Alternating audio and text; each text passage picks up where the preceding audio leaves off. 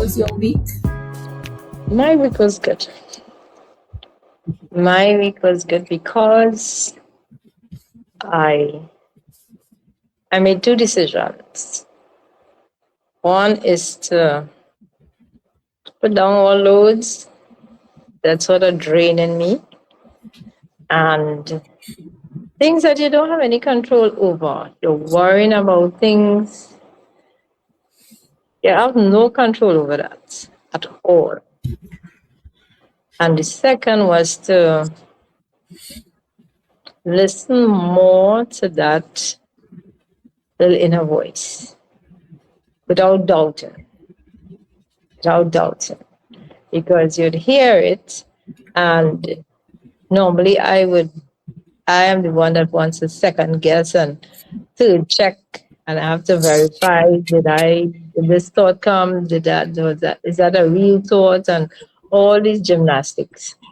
So I decided to put that down and try something else. See how things will work when the thought comes and you just say, okay, this thought has come. And for many instances, when the thought would come, it would be something that I wouldn't want to do. And I would try to pass it off or explain it away or something.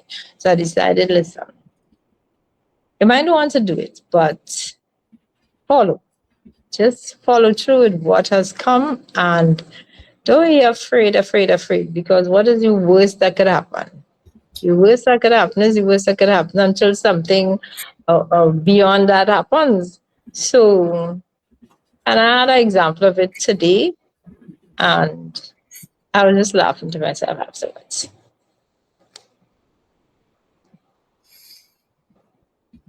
Yeah. Totally understand. Especially as it relates to trying to explain it away or not wanting to do certain things because today, woo, I bounced up on a lot of things I did not want to do, but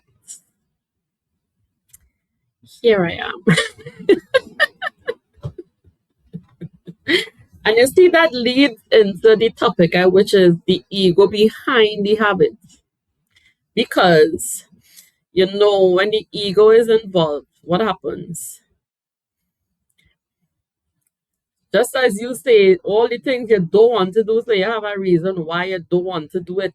So it is really the ego behind the habit. So you're not really functioning from the neutral space because you have already created a narrative based on the past experiences. The ego is trying to protect you from whatever it is. So, again, I guess that really leads into what tonight's topic is. Because when you really think about it, we often talk about habits as the things we do.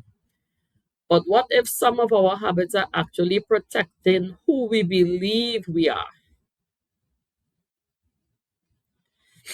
Yeah. When you really think about it, some of our habits are protecting who we believe we are. And you see, in doing so, the habit now becomes more than a repeated behavior. It becomes part of your identity, a way of providing something to yourself, protecting your image, maintaining control, avoiding discomfort. Let me read that one again. Avoiding discomfort or holding to a familiar version of who we think we should be. And what have we been learning as it relates to this? We have been learning that you need to function from a neutral space in each moment. So now you're really seeing where the ego is really functioning behind the habits. And it could be simple things. I don't like to go to that gas station because of something that happened. Oh, here.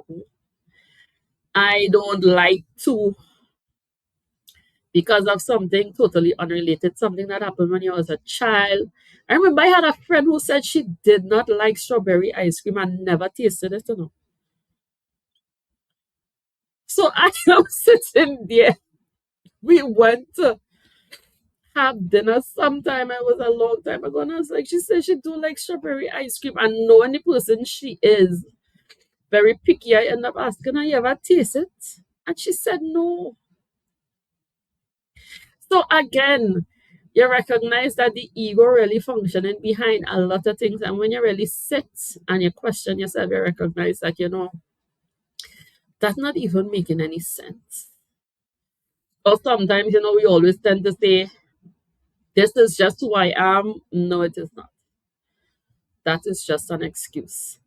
Because if you're really having a deep and honest conversation with yourself, you would recognize that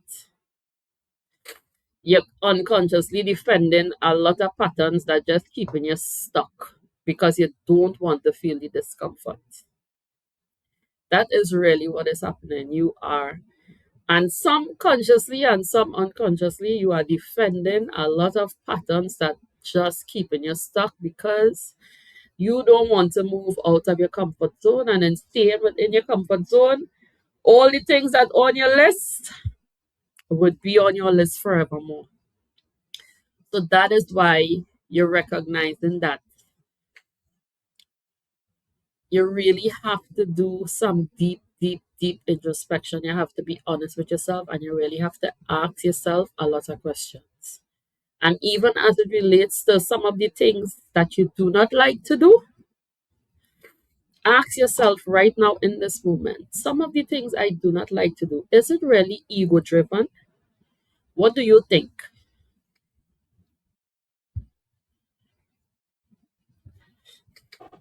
I think it's true because there was a particular incident and I came face to face with it today. And when I thought about it some more, I was laughing about myself. I was laughing at me really. And it's because of pride. It was really pride that was driving the whole thinking process. And I deliberately functioned in a particular manner. And today, you know, there's a saying that the things that you fear most, they'll always come to pass. So the very thing I didn't want to happen happened today. And I just laughed at myself and I laughed at myself and I laughed at myself because it was a question of pride. And I was driving away from the building and I was saying, so what? So what if this person does this? What if that person does that? So what? You will still be alive tomorrow. And whatever the people choose to think, it is their thoughts. You cannot manage anybody's thoughts. And if they make decisions based on their thoughts or their actions, that's them. So what does that have to do with you? But while I was saying all of that, I was still developing a backup narrative. If ever you had to put in an explanation that nobody really asks for, nobody really is interested in anything because people just minding their own business. I still realized I was trying to develop a backup narrative. And it really made no sense. It really made no sense. In fact, the backup narrative would push you further into a little sandpit that you dig in happily for yourself.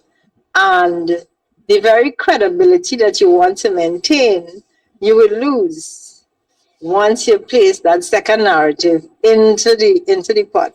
So I was laughing at myself this afternoon. I was really saying, uh, Hmm. so what? So what? Because that is really it. When you really think about it in terms of as it relates to, as you were talking about pride, really who you're really defending yourself against. Because it's really you measuring yourself, nobody else will care, everybody else dealing with their own things.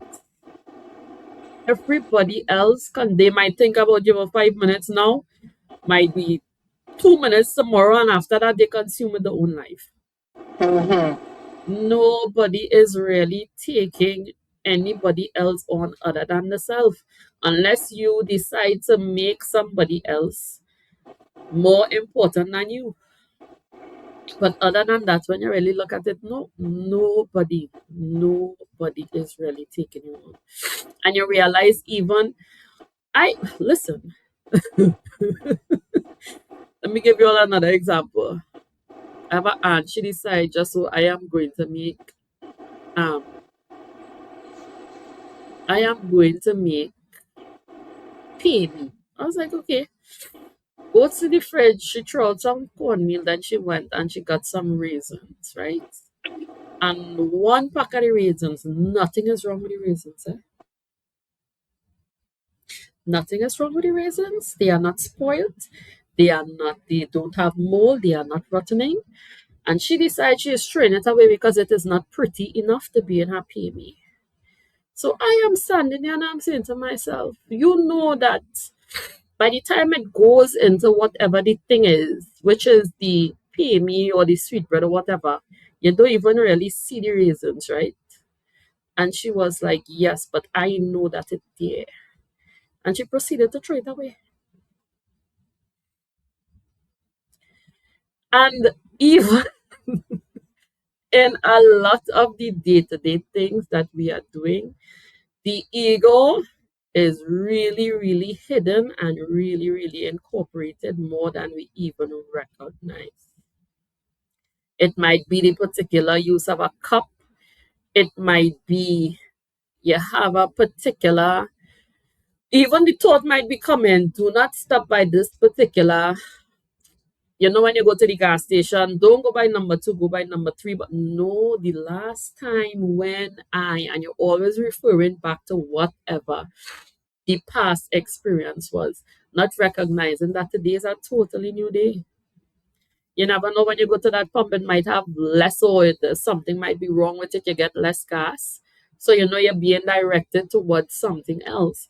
And how much of us are being directed towards something else right now, and yet we are still holding to the same pattern day to day? How many of us are still doing it?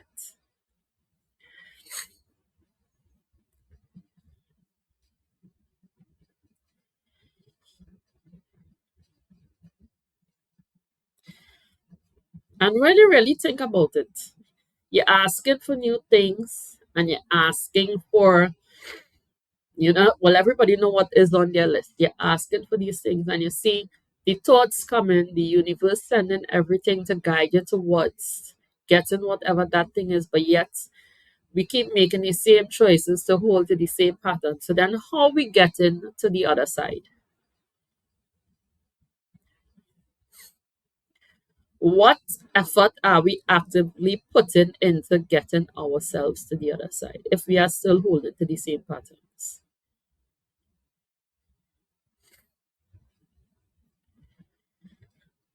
Because the thing that you want in this hand, but yet you're still holding on to everything else that you have in the other hand. So then really, how you're getting yourself to the other side? And is it just a matter of really practicing wishful thinking every day?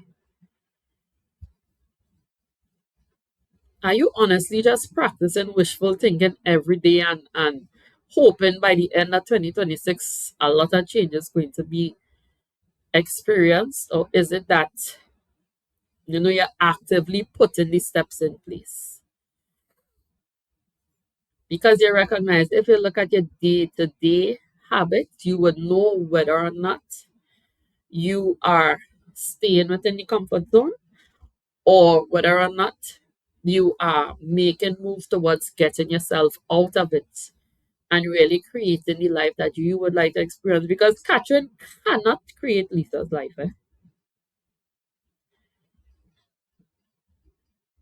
Because sometimes you even sit, and I know for a lot of us too, sometimes we sit and we see the success of others, but we don't see the effort that was put into getting to that point.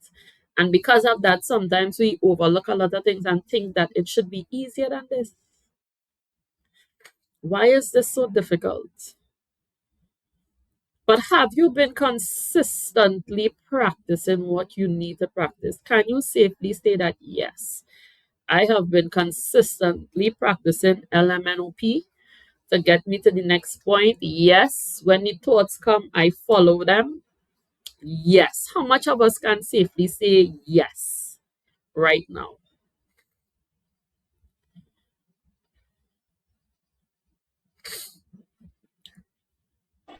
No,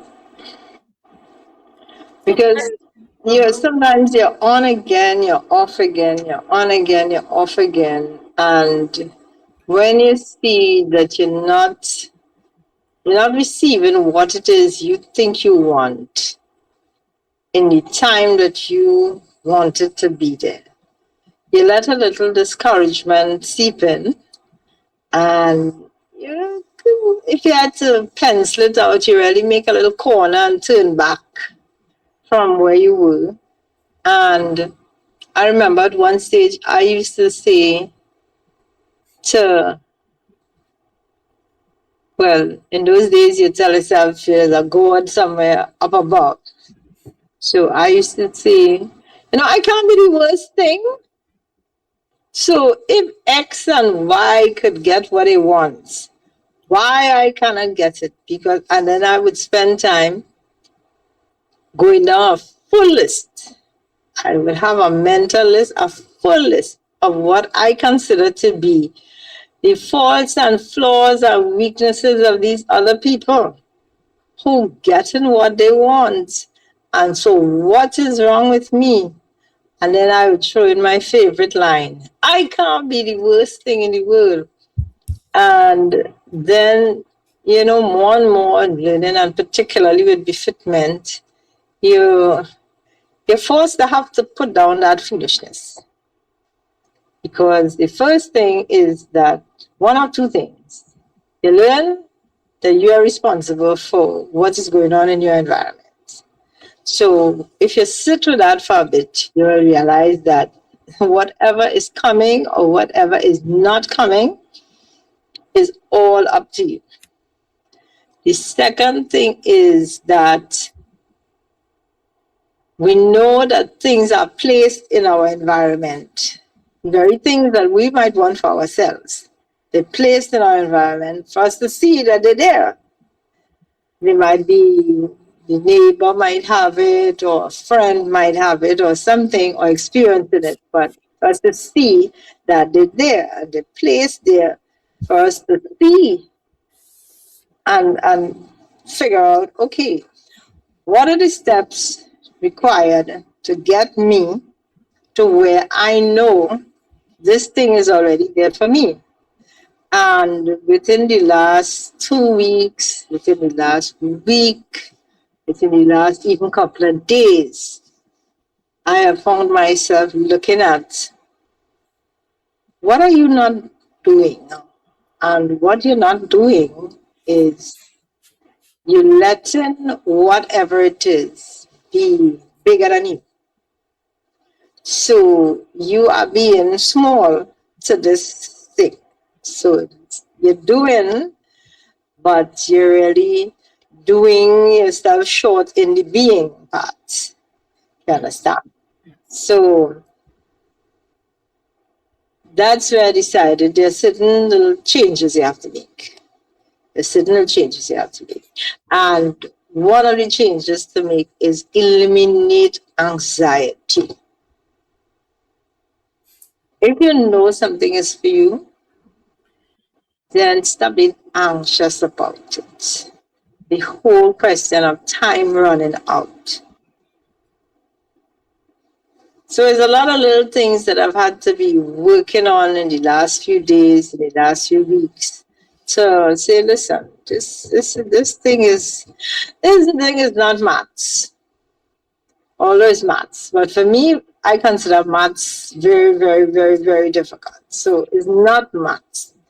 It's a system. You put in these inputs and you're going to get these outputs. Mm-hmm. And it's going to happen how it's supposed to happen. Mm-hmm. So putting the water on the stove to boil is not going to boil any faster by standing up by the stove and staring at the pot or staring at the kettle. It will boil when it gets to a certain point that it's supposed to get. So this is where I'm slowly walking in that space. Slowly. And little by little, you're seeing the results. So when the anxiety starts to come again, I am speaking more to myself now.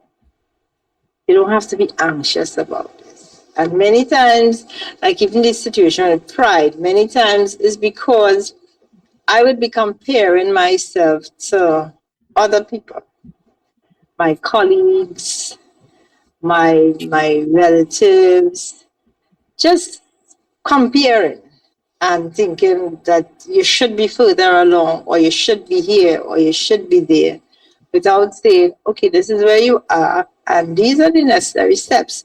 Things take time. Like on Sunday, I was telling somebody, I'm probably the only person who every time I look at a mango tree, I believe I should see a mango on it. And nature knows that mango is a seasonal fruit. It will come, it will go. So why would I expect to always see a mango on the tree? And it's because I like mangoes and I feel that mango season should be forever. But nothing works like that. So it's these are the kind of offbeat kind of habits, mental habits, that you must have certain things because of certain things that I think I am working on right now to move away. And what is really behind it? Yes, is my ego. Mm-hmm. Yeah. And why do you think that we sometimes choose familiar pain over unfamiliar possibility? Why do you think that we just tend to remain stuck here? Because you're in the pain, you're experiencing the pain, you don't want the pain anymore, but yet you glue yourself to the position that you're in. Every opportunity that you get to make a different choice, you're making the same choices over and over again, expecting Well, a different you have result. something to talk about because the other person, they're going through the same thing and they're doing the same thing. So misery likes company. So you have something to talk about, even if you're not speaking about it in words. You're there sending out the energy, and you know it about the energy, it will meet up. So misery likes company. And you really have to, there's something that has to occur for you to snap out of that behavior and to really focus on where you want to go. For example, if January 2027 arrives on my list still this year, we will not even discuss that. Don't even count down the weeks because I've stopped looking at the weeks because I find that the weeks introduce another level of anxiety with me counting the weeks. And oh my God, Adana saying 30 more weeks. And Adana counting down 25 more weeks. And it might be 20 weeks just now. No, because things could turn on a dime. Yes, most It's just you definitely. have to be where you have to be for the things to turn on a dime. And I've heard that message for so long. So I only now paying attention more than before Hmm. to know that things do not require, the universe doesn't require 55 years to do something because it's done already, it's there. So am I there? When I get a little thought, do I work with the thought or do I have to run the thought for 2 more weeks and then to see whether I agree with the thought? By that time, the breeze for that has gone. And then I'm trying to catch up with that breeze. And no. In the period that we have left for my list, Yes. Understood. And just as you said that, actually, we don't even have 20 yet. Including this week, we have 19 more weeks until the end of the year. We don't even have 20.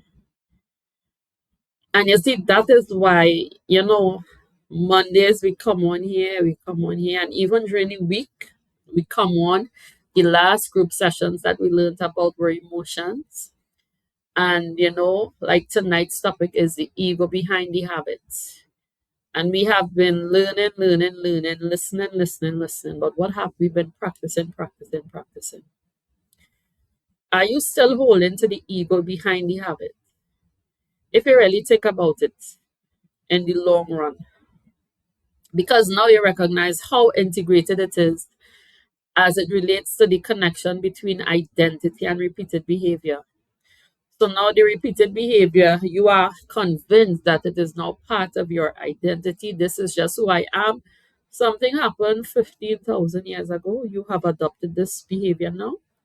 You believe that this is who you are now and you are carrying it forward. It is not working for you, but yet you choose to still carry it forward. And even within that, what we tend to do is blame everybody else as to, the reason why I am where I am or whatever you might be experiencing, when all you really have to do is take a breath, look in the mirror, and really start to ask yourself some questions. And let me just read a post that was posted this week.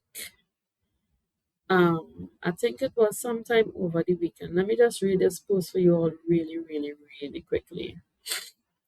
Because you're recognizing more and more that there is really only you, it have nobody else. This post here that says sometimes we become angry at people for the parts of ourselves we have not yet accepted. We blame them for how they make us feel. We judge them for what they said. We resent them for what they fail to give us. But what if the person in front of you is simply showing you something within yourself that still needs to be understood? You know? So instead of looking outside of yourself and outside of yourself, and it is because of this and it is because of that, or even sometimes whatever your experiences were as a child, remember everybody had different experiences, and those experiences were necessary to get you to where you are today. The experience is the experience. And sometimes we want to compare experiences or even say, sometimes, well, that wasn't even bad. So why that person going through, like, why they still hung up about it. But everybody experiences differently. So even though you might think it not so bad, or you might think it was oh so bad, or whatever it is, the experience was the experience and it was required. Do you have, and for some of us, woo, we hold those experiences as badges of honor, and every opportunity we get to say why we are the way that we are, we use it.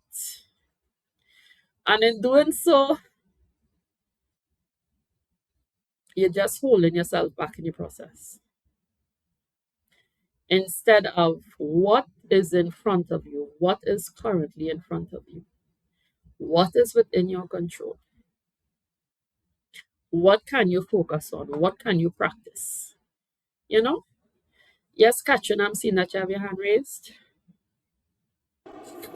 As you were talking there, you had asked the, why do we hold on to the the habits, the pain, and it just came. Sometimes you had what I want to say. You had built a story about who you are, who you want to be perceived as.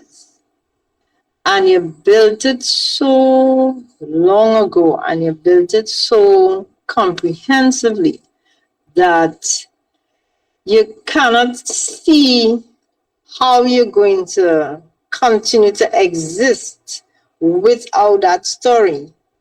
So you're unwilling to, because it's like if you have to give up this story, this whole image firmly locked into who you see yourself as now, then it's like if you're giving this up, then what is going to be left? What is going to be there? What is who is really going to emerge? What kind of person is really there? So you protect and the ego, of course, is easily trained, but once it holds on to something, it holds on to something. So without asking it to do something differently, it's it remains like the captain in charge. And because you crafted something about yourself so well that even though you could see it not working and things might be a little shaky, you hold on there because what is going to emerge if you have to let that go? If you have to, if it literally, and typically you have to let it go and it explodes in your face. It's not something that you let go willingly.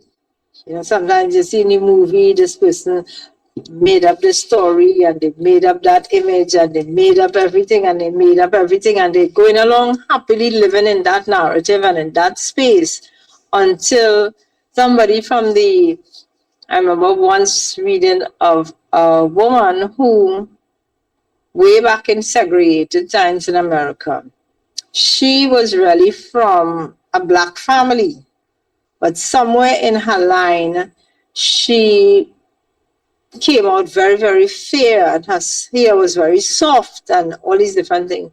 And she managed to pass herself off as white until one day, and everything, she moved away from the family. She did every single thing, and she was actually passing as white. And one day, in one of the highfalutin places that she went to, she met someone, and they happened to ask, well, so where are you from? And in the unguarded moment, she said where she was from. And that person knew that area, and the person knew that it's not an affluent neighborhood. It doesn't have any whites living there, rich or poor. There are no whites from that area.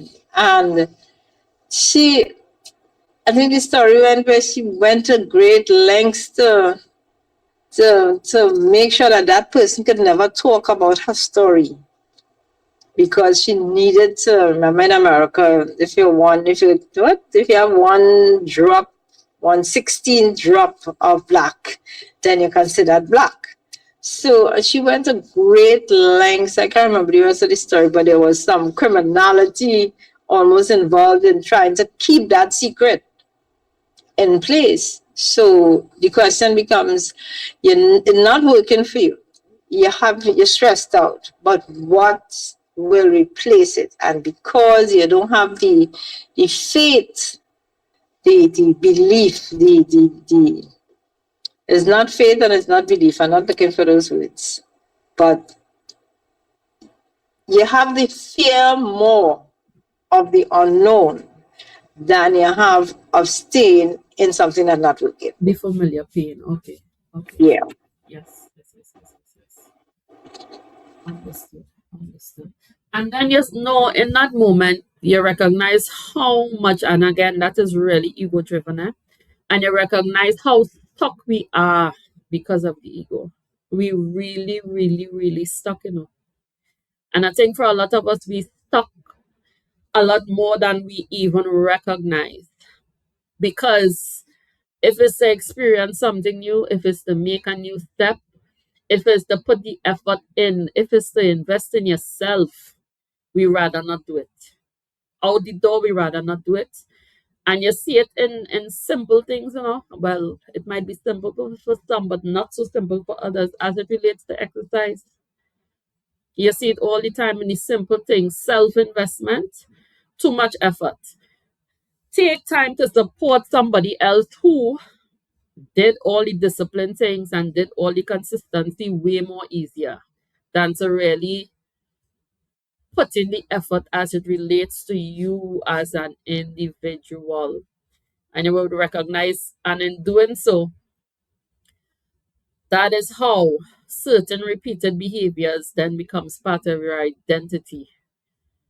And now you claim this as part of yourself, when really and truly that is not even part of you. This is something that you have been carrying for years, years, years, years, years.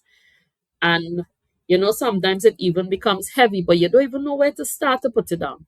Because just as Catherine was saying too, you have defended this story for so long. You had this story, as a badge of honor for so long. Now, how are you going to put it down? Because this is what defines you. So now you don't even know who you are, all because of your ego and all because of pride. And even within that, we come on here all the time and we ask, do you really know what you want for yourself? Would you say that you really know what you want for yourself if you're not willing to take the steps towards it?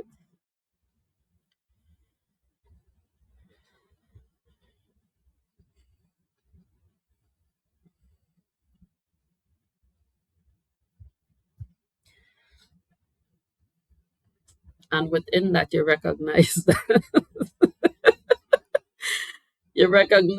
the pride, fear, control, and the self-image that you have, it only reinforcing the habit. It reinforcing the habit. So really, in the long run, you might think you know what you want for yourself, but you really don't. You really don't, because you just have it as a wish. You have it as a thought. You have it on your what is the board that the board that you put up every year, or the vision board? You have it on your vision board, but you're just looking at it. But then when it's really the opportunity to put the steps in place to achieve it, it is so totally something different. You're not even interested. And you see, in doing so, you recognize that you really don't want this thing, because again, we only tend to get serious when our lives are at risk, or in some other instance where you do not have any other choice. Other than that, I rather stay in the familiar pain and hope and wish that everything else is going to work itself out. And how can you recognize when a habit is actually serving your identity rather than your growth?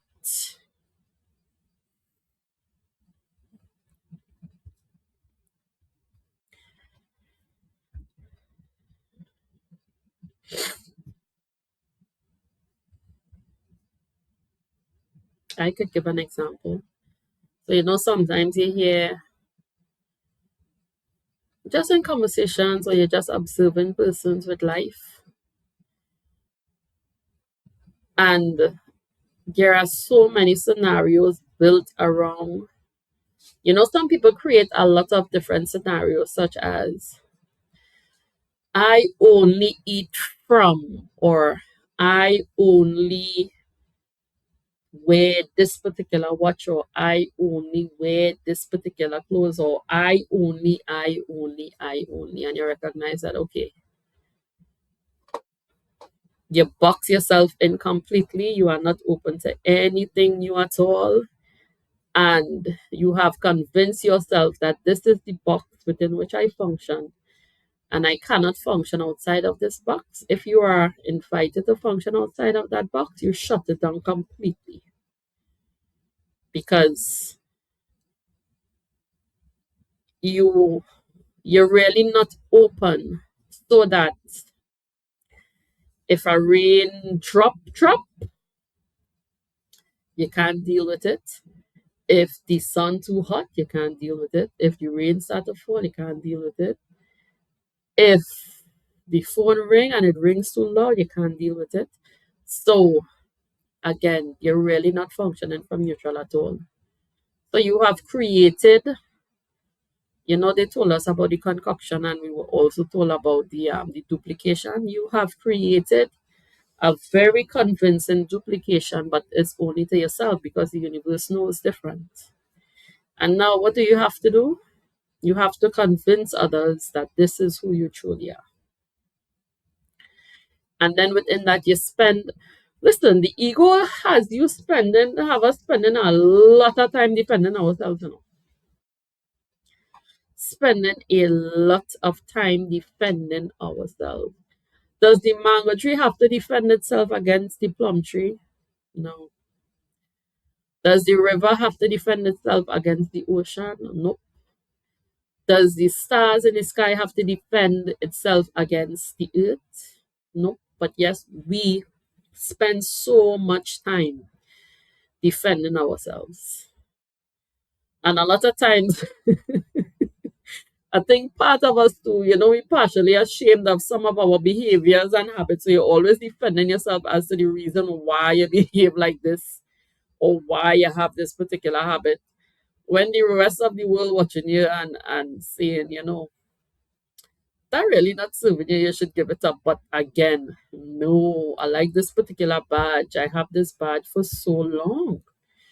Why should I really give it up? But we say all of this to really say and to shine light on the fact that the ego is really behind a lot of the habits that you have. And you would recognize that these habits are really not, they are not serving you at all, at all, at all, at all, at all, at all. And that is why you are having the same results over and over and over and over. But are you ready to accept those results, these same results moving forward? Or do you think that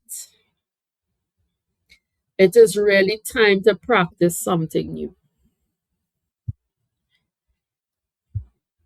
Gillis, are you there? Definitely.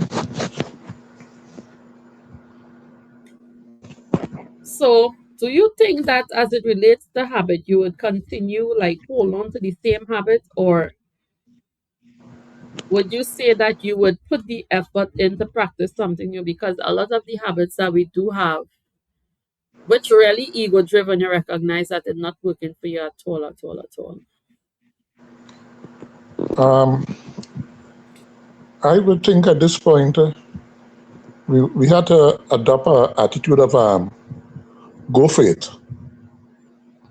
You tend to hold back on certain things, or you tend to be timid about certain things. At this point, go for it. Yeah. And I don't know if it's the ego or if it's the universe will be you had to distinguish what is ego and what is universe. But at this point and this late in the year, go for it. You make that step. Mm-hmm. So this is what I'm looking at. Okay. You have whatever dream or whatever, go for it. Yeah. Don't let the don't let the habit hold you back. Mm-hmm. Go for it. And as it relates to the point that you just brought up as the ego and the universe, remember the universe knows that. But yet the ego will try to keep you safe in terms of don't go for it because the last time the going back to the familiar, going back to the story, going back to the pattern to keep you stuck in one place. So that is how it really happens. So even if you had a bad experience 10 years ago, that is where it would come in to keep you stuck. No, you shouldn't do this because, or even if you try something or you attempt something and it doesn't work out, you always think that you need to prove yourself or you need to defend yourself against other people, whereas, or other things, or whatever experiences, or even comparison. But as the seasons change and the seasons grow, even nature knows I will not be bearing all year. I will not be without fruit all year. I have accepted where I am currently. The mango tree is not trying to be the apple tree is not trying to be the fig tree, and everything is existing independently but yet connected together as one, always working together. But for us, a lot of times we see the separation and then we are always measuring ourselves against others. And within that, that is really where the ego steps in. And sometimes things could get very deep and very, very intricate. And the unraveling of it is really where the difficulty comes in. Because when it is time to unravel all of that, that is where you would tend to see, wow, this really goes deep. But within it, you really have to be honest with yourself in order to look at yourself from that perspective. Because sometimes you really have a lot to unravel and, you know, unlearn and be open to new things instead of holding to.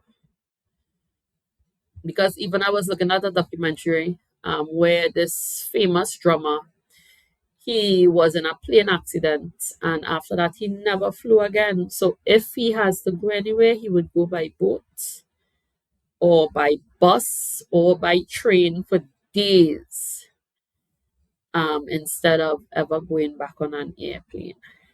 And again, imagine where we would be if we approached all things and each moment from a neutral perspective, just as children do. Even if Sam is angry at Kadisha for something, tomorrow when both of them come to school, they are all starting back from zero. But for us, we hold on to it, and as soon as you see Kadisha, listen, I'm not even talking to Kadisha because you remember what Kadisha do yesterday, and she really do that same thing last week, and the last time her sister come in school, and you know we tend to go down the rabbit hole, right? Quick, fast, we tend to go down the rabbit hole. And we maintain that energy, and in maintaining the energy, you keep it alive and you attract more situations, circumstances, things, people like that. And then what you tell yourself, that is why I don't like to meet new people. That is why I don't talk to anybody new. Now this is part of your identity. This was one isolated situation years ago. And now you have convinced yourself of it. You keep yourself away from others based on one isolated situation years ago. And sometimes, again, just as the post said, who are you really angry with? You maintain the energy. And in maintaining that energy, that is what you attracted everywhere you went. And again, you really have to do some self reflection because you recognize that, for a lot of us, the ego is really functioning behind the habits that we are holding to. And it is keeping you away from the things that are on your list. Remember that as well. The habits that you are holding to are also keeping you away from the things that are on your list. And what are some practical ways you think that we can adopt to create space between who you have been and who you are becoming? What have been working for you thus far? What have you been practicing? Lisa, are you there?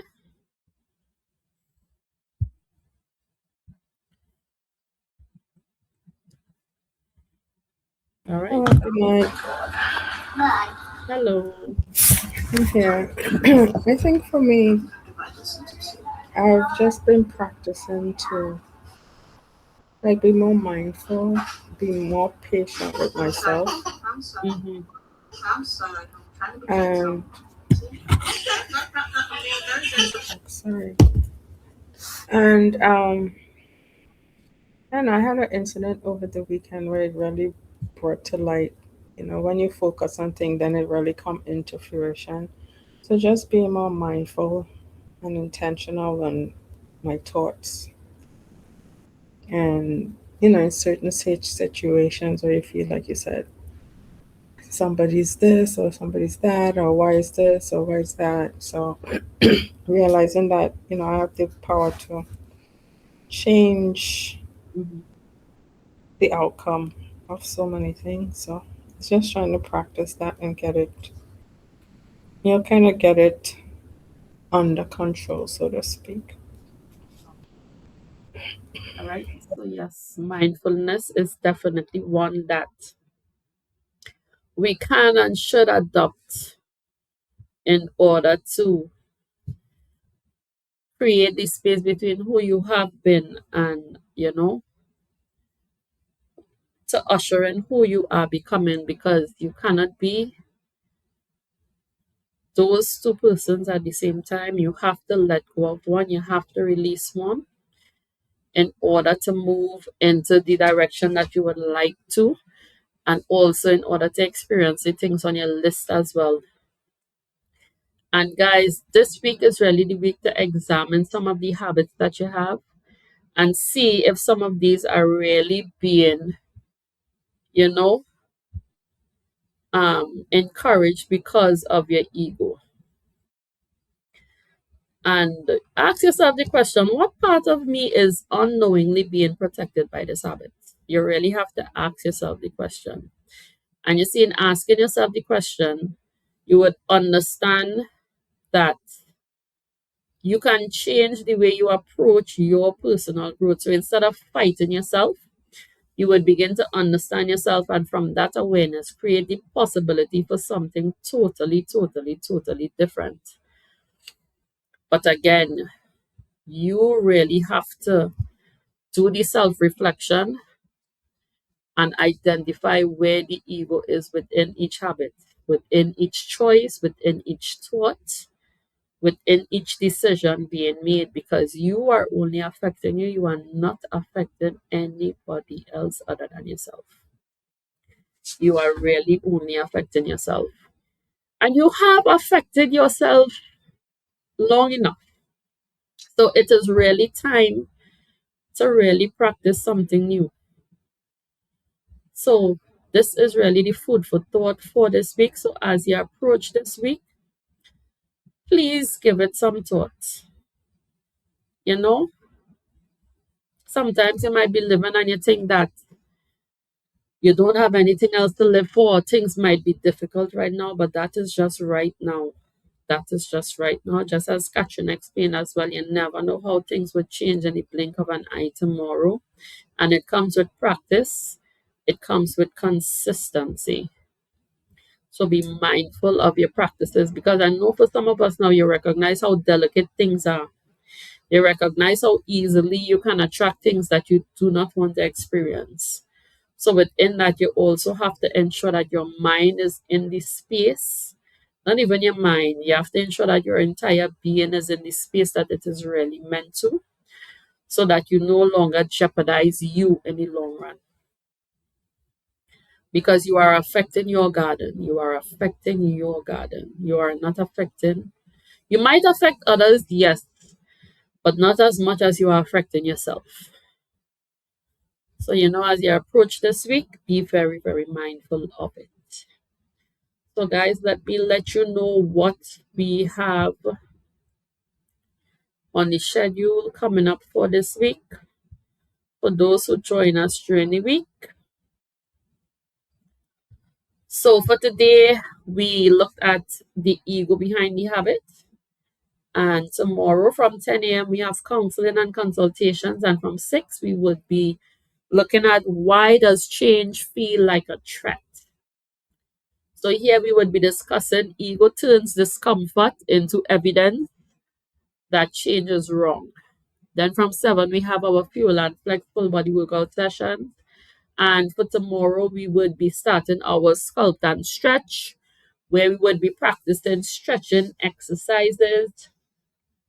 From Wednesday and 10, again, we have counseling and consultations. And from 6, we would be discussing who is actually the decision maker. So here we would be looking at conscious choice versus automatic self-protection.